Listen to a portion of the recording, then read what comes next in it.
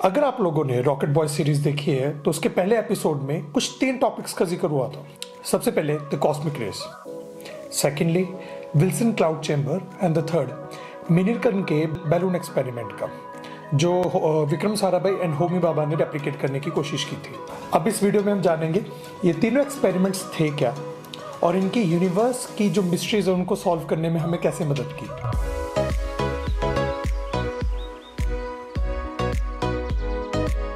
सबसे पहले मैं इस वीडियो को स्टार्ट करने से पहले मैं आप लोगों को एक थोड़ा सा बेसिक बताना चाहता हूं, जो हम जब छोटे होते थे तो हमें बता दिया गया था। जो पूरा का पूरा संसार वो एक छोटे से पार्टिकल से बनी हुई है जिनको हम बोलते हैं एटम्स। हर एटम जो है उसके अंदर 3 तरह के पार्टिकल्स होते हैं, प्रोटॉन्स, न्यूट्रॉन्स एंड इलेक्ट्रॉन्स। ये चीजें हमें छोटे जब हम क्लास 9th और 10th में थे हमें बता दी जाती थी। एटम के अंदर जो प्रोटॉन्स होते हैं वो पॉजिटिवली चार्ज पार्टिकल होते हैं एंड इलेक्ट्रॉन्स के होते हैं वो नेगेटिवली चार्ज पार्टिकल्स होते हैं।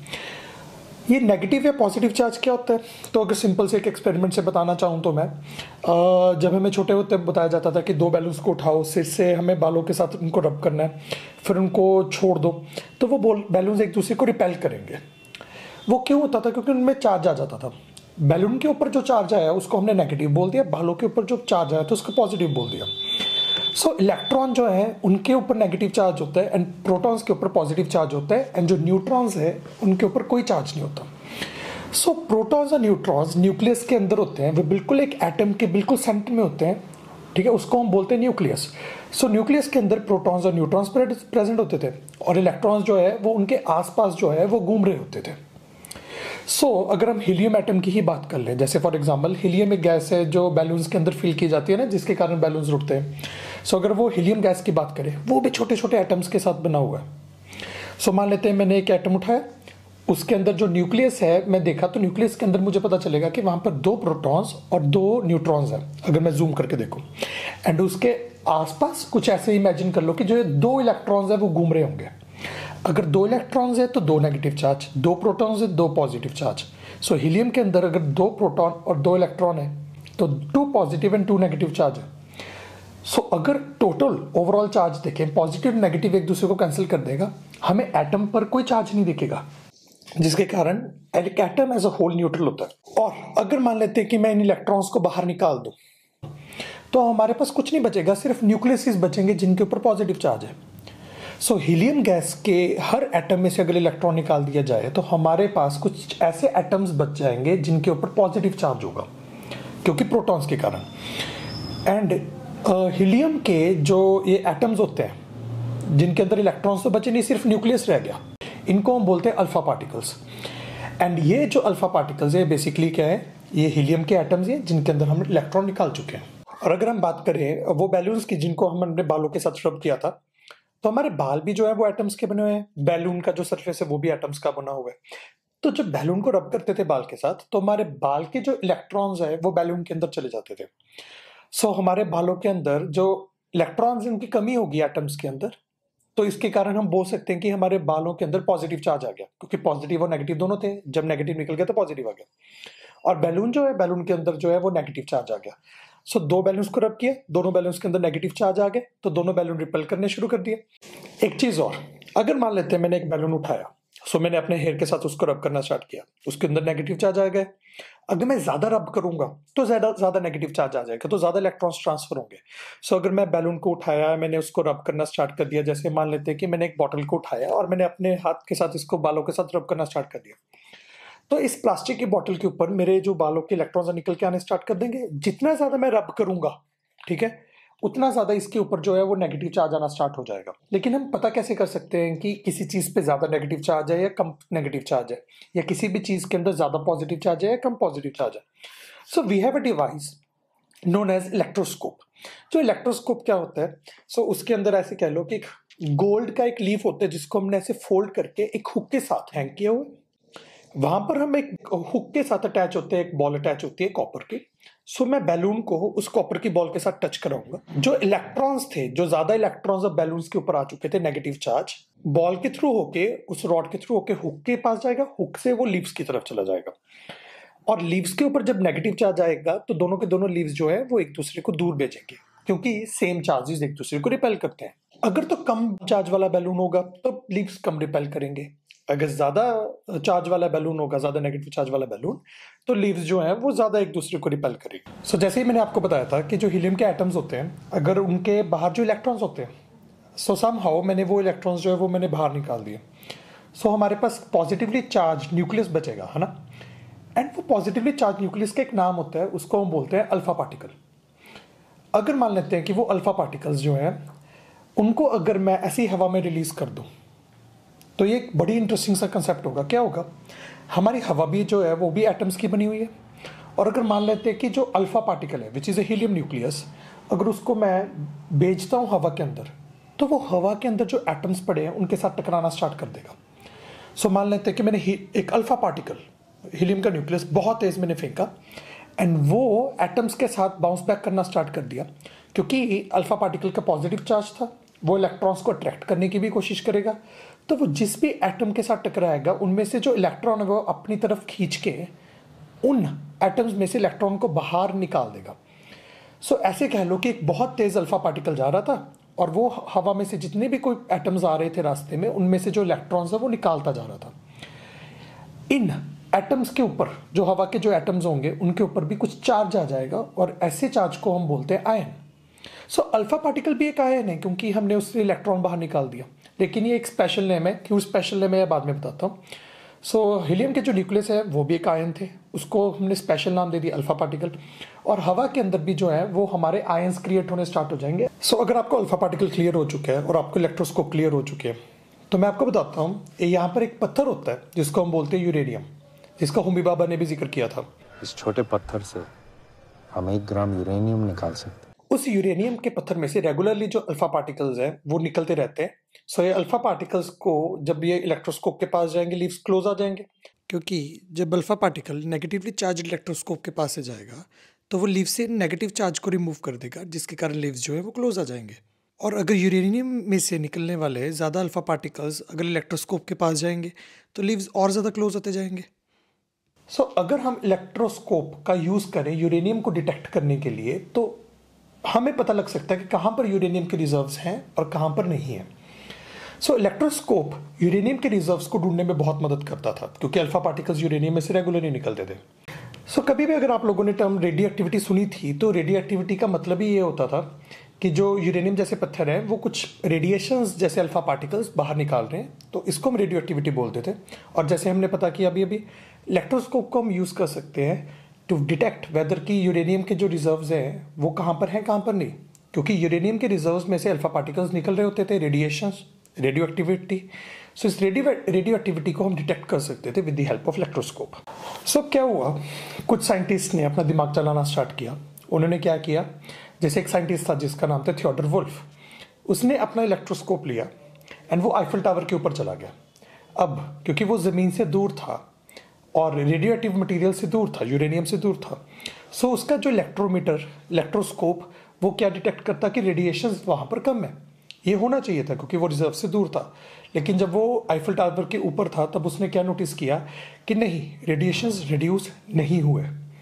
And this was a really shocking thing. उसने अपने पेपर्स में इनफैक्ट ये चीज़ मेंशन भी की थी कि मैं आईफल टावर के ऊपर गया और वहाँ पर रेडिएशंस कम होने के चांसेस थे थ्योरेटिकली, लेकिन वो कम नहीं हुए। सो एक साइंटिस्ट और आया, विक्टर हेस। उसने डिसाइड किया कि जो मैं थियोडर वुल्फ ने एक्सपेरिमेंट किया था उसको थोड़ा सा बेटर परफॉर्म करके देखते हैं। सो विक्टर हेस अपना इलेक्ट्रोस्कोप लेके एक हॉट एयर बैलून के अंदर गया एंड वो उसने डिसाइड किया कि और ऊपर जाएगा। वो ऑलमोस्ट 1100 मीटर्स पे गया एंड वहाँ पर उसने नोटिस किया कि जो रेडिएशंस थी वो कम होने की जगह वो थोड़ी सी ज़्यादा हो गई। उसने सेम एक्सपेरिमेंट रिपीट किया लेकिन सेम रिजल्ट आ रहा था। अगली बार वो थोड़ी सी ज़्यादा हाइट पे गया, 5200 मीटर्स, और वहाँ पर रेडिएशंस जो हैं वो और इंक्रीज़ हो रही थी। और यही चीज़ विक्टर हेस ने नोट की कि जैसे जैसे वो हाइट पर जा रहा था रेडिएशंस का लेवल इंक्रीज़ हो रहा था। इनफैक्ट जब वो क्लाउड से ऊपर गया तो रेडिएशंस और भी इंक्रीज़ हो चुके थे। अरे कैसे हो सकता है, हम तो ज़मीन से दूर जा रहे थे, रेडियो एक्टिव मटीरियल से दूर जा रहे थे, तो रेडिएशन की अमाउंट तो डिक्रीज़ होनी चाहिए थी, लेकिन स्पेस में इंक्रीज़ हो रही थी। क्या यह सूरज के कारण हो रही थी? इसको कंफर्म करने के लिए उन्होंने सोलर एक्लिप्स वाले टाइम पे एक बार फिर से इस एक्सपेरिमेंट को रिपीट किया। और जैसे आप समझते हो, सूरज जो है अगर उससे रेडिएशंस आ रही हैं, एक्लिप्स के टाइम पे जब मून आगे होगा तो रेडिएशंस की अमाउंट डिक्रीज हो जाएगी। तो जब ये सोलर एक्लिप्स के टाइम पे जब ये एक्सपेरिमेंट को रिपीट किया गया तो क्या पता चला कि रेडिएशंस की जो अमाउंट है वो डिक्रीज नहीं हो रही थी। फिर रेडिएशंस कहाँ से आ रहे हैं? अगर ये ज़मीन से नहीं आ रहे हैं, सूरज से नहीं आ रहे हैं, तो फिर कहाँ से आ रहे हैं? एंड यहाँ पर आता है मिलिकन का बैलून एक्सपेरिमेंट। पर मिलिकन ने डिसाइड किया कि वो इस हॉट एयर बैलून वाले एक्सपेरिमेंट को और ऊपर लेके जाएगा और वहाँ पर देखेगा कि रेडिएशंस जो हैं वो इंक्रीज हो रही हैं नहीं हो रही। लेकिन मिलिकन इस एक्सपेरिमेंट को कैरी आउट नहीं कर सका because of some technical problems. उस टाइम की टेक्नोलॉजी इतनी अच्छी नहीं थी कि वो बैलून को इतना ऊपर लेके जा सके। अगर आपको पहला एपिसोड याद है तो वहाँ पर उन्होंने एक लाइन बोली थी कि वो मिलिकन का एक जो बैलून एक्सपेरिमेंट है उसको रेप्लिकेट करने की कोशिश कर रहे हैं। पिछले 6 महीने से हम मिलिकन का बलून एक्सपेरिमेंट रेप्लिकेट करने की कोशिश कर रहे हैं। वो एक्चुअली क्या कर रहे थे, जिस एक्सपेरिमेंट में मिलिकन सक्सेसफुल नहीं रहा था उसको रेप्लिकेट करने के लिए विक्रम साराभाई एंड होमी भाभा ने अपना खुद का बैलून तैयार किया था बहुत फेल अटेम्प्ट्स के बाद, एंड दे वर सक्सेसफुल। अब विक्टर हेस के इस एक्सपेरिमेंट के कारण विक्टर हेस को नोबेल प्राइज भी मिला था। मिलिकन ने इसी एक्सपेरिमेंट को फिर से रेप्लिकेट करने की कोशिश की क्योंकि उसको विक्टर हेस पे डाउट था।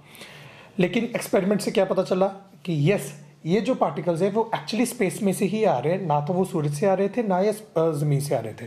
सो इलेक्ट्रोमीटर ने मदद की हमें उन रेडिएशंस को ढूंढने के लिए जो यूनिवर्स से आ रहे थे। Cosmic rays, cosmos means universe and rays means जो वहां से रेडिएशंस आ रही थी। लेकिन ये आ कहां से रही थी फिर?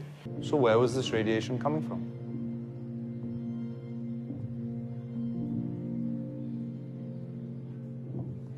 तो एक थ्योरी आती है कि बहुत दूर कोई स्टार्स होंगे जो कोई एक्सप्लोड कर रहे होंगे, तो उनके एक्सप्लोजन से जो पार्टिकल्स निकल रहे हैं वो बहुत सालों से ट्रैवल करते करते करते करते फाइनली जब हमारे अर्थ के पास से आए तो वहाँ पर वो अर्थ के सरफेस पे एंटर कर गए।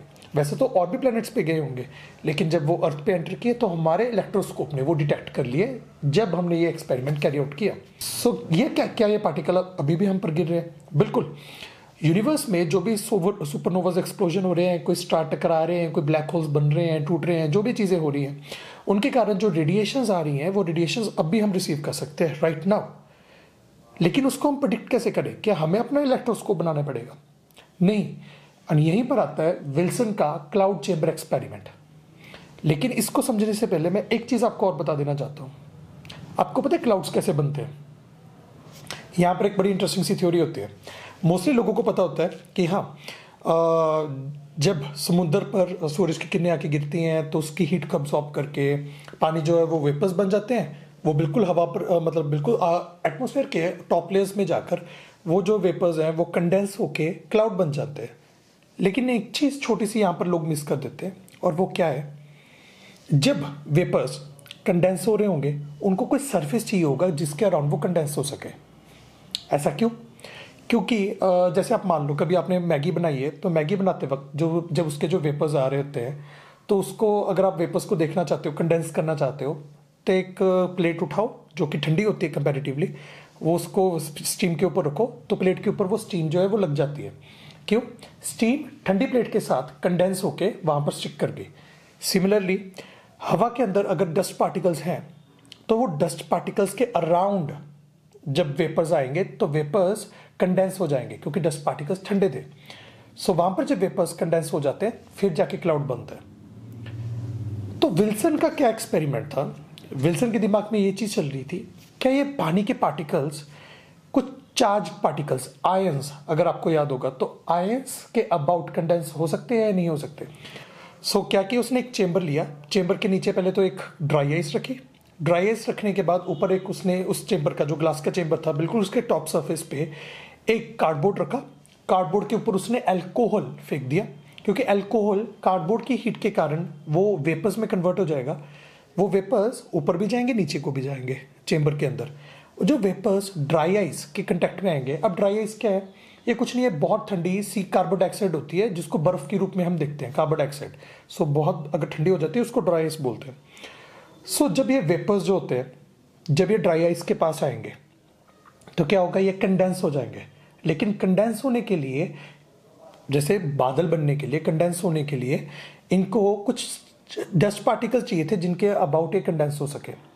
सो अल्कोहल के पार्टिकल्स को वो पार्टिकल्स कहाँ से मिलेंगे जिसके अबाउट ये कंडेंस हो सके? तो हम क्या करते हैं, हम एक अल्फा पार्टिकल वहाँ से फेंक देंगे। सो क्लाउड चैम्बर में से जस्ट इमेजिन एक अल्फा पार्टिकल वहां से जाएगा क्लाउड चैम्बर में से, और वो अल्फा पार्टिकल क्या करेगा, हवा में से इलेक्ट्रॉन्स को निकाल के उनको आयंस बना देगा। अब आयंस के अबाउट जो चार्ज पार्टिकल्स, जो चार्ज्ड एटम्स है आयंस, उनके अबाउट अल्कोहल के वेपर्स जो है वो स्टिक कर जाएंगे और वो एक छोटा सा क्लाउड बन जाएगा वहाँ पर। सो जहाँ पर भी अल्फा पार्टिकल जाएगा वहाँ पर आयंस बनेंगे और आयंस के अबाउट जो है वो वेपर्स कंडेंस कर जाएंगे अल्कोहल के और एक छोटा सा क्लाउड का ट्रेल बन जाएगा। ट्रेल मतलब रास्ता। सो विल्सन ने ये एक एक्सपेरिमेंट जब कैरी आउट किया था, उसका मेन मोटिव क्या था, ये देखने के लिए कि आयंस के अबाउट कंडेंसेशन हो सकती है। जब उसने ये सेटअप तैयार किया तब उसने नोटिस किया कि हवा में से कुछ अल्फा पार्टिकल्स जो आ रहे थे, जो कॉस्मिक रेस के कारण आ रहे थे, वो अल्फा पार्टिकल्स जब एंटर कर रहे थे उस चेंबर में तो वो एक ट्रेल बना के जा रहे थे। वो क्या रहे थे कि वो एक रास्ता बना के जा रहे थे, आयंस क्रिएट करके जा रहे थे और उन आयंस के आसपास जो एक अच्छा सा क्लाउड बन रहा था।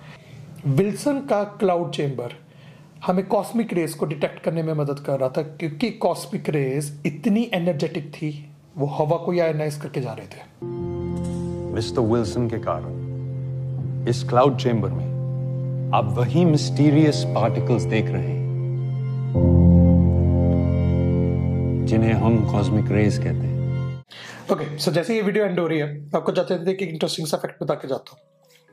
एक बार सीडी एंडरसन जो है वो एक एक्सपेरिमेंट को कैरी आउट कर रहे थे। उन्होंने विल्सन क्लाउड चैम्बर बनाया हुआ था एंड जो कॉस्मिक रेज आ रहे थे उनकी प्रॉपर्टीज को वो स्टडी करने की कोशिश कर रहे थे। उन्होंने क्या किया, एक प्लेट उठाई जिसके ऊपर चार्ज था, पॉजिटिव चार्ज। अब होना क्या चाहिए था, अगर हवा में से अगर पार्टिकल्स आ रहे हैं कुछ, उनमें से जो अल्फा पार्टिकल होते थे वो एक छोटी और मोटी ट्रेल बनाते थे, लेकिन जो इलेक्ट्रॉन्स की ट्रेल होगी वो पतली होगी क्योंकि उनका मास कम होता है, लेकिन उनकी जो ट्रेल थी वो लंबी होती थी क्योंकि जो इलेक्ट्रॉन्स है वो एटम्स के बीच में से निकल के चले जाते थे। सो जो इलेक्ट्रॉन्स की जो ट्रेल्स थी उनको स्टडी करने के लिए सीडी एंडरसन ने जो है वो पॉजिटिवली चार्ज प्लेट लेके आए। होना क्या चाहिए था, छोटी ट्रेल मीन्स इलेक्ट्रॉन की ट्रेल आ रही है, अगर इलेक्ट्रॉन की ट्रेल आ रही है तो इलेक्ट्रॉन की ट्रेल कर्व कर जाएगी उस पॉजिटिव प्लेट की तरफ, लेकिन हुआ उल्टा। और वो जो ट्रेल थी जो बिल्कुल देखने में इलेक्ट्रॉन जैसी ट्रेल लग रही थी, लेकिन वो बिल्कुल ऑपोजिट डायरेक्शन में चलेगी जैसे उस पर पॉजिटिव चार्ज होता है। मास उनका इलेक्ट्रॉन जितना ही था, हल्के उतने ही थे वो, लेकिन उनकी डायरेक्शन ऑपोजिट टर्न कर गई। उन्होंने इस एक्सपेरिमेंट को रिपीट किया कि ये कैसे हो सकता है।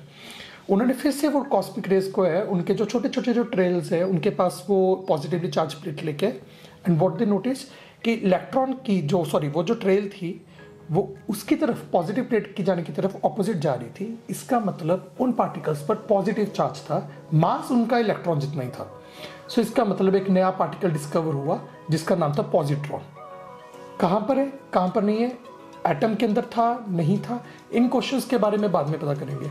लेकिन एक चीज़ पता चल गई थी कि कुछ और पार्टिकल्स भी हैं, इलेक्ट्रॉन, न्यूट्रॉन और प्रोटॉन को छोड़कर। Okay, so if you want a list of this cosmic rays that we receive, तो ये रही list: pions, neutrons, protons, muons, electrons, positrons and photons. हाँ, फोटॉन्स पार्टिकल्स नहीं होते, ये बस लाइट का दूसरा नाम होता है। लेकिन इतने सारे पार्टिकल्स हैं जो एटम के अंदर हमें नहीं पता थे, लेकिन हमें कॉस्मिक रेस के कारण पता लग चुके हैं। कोई और सजेशन या कोई और टॉपिक है जो आप चाहते हैं कि मैं एक्सप्लेन करूं, तो please comment below. Thank you.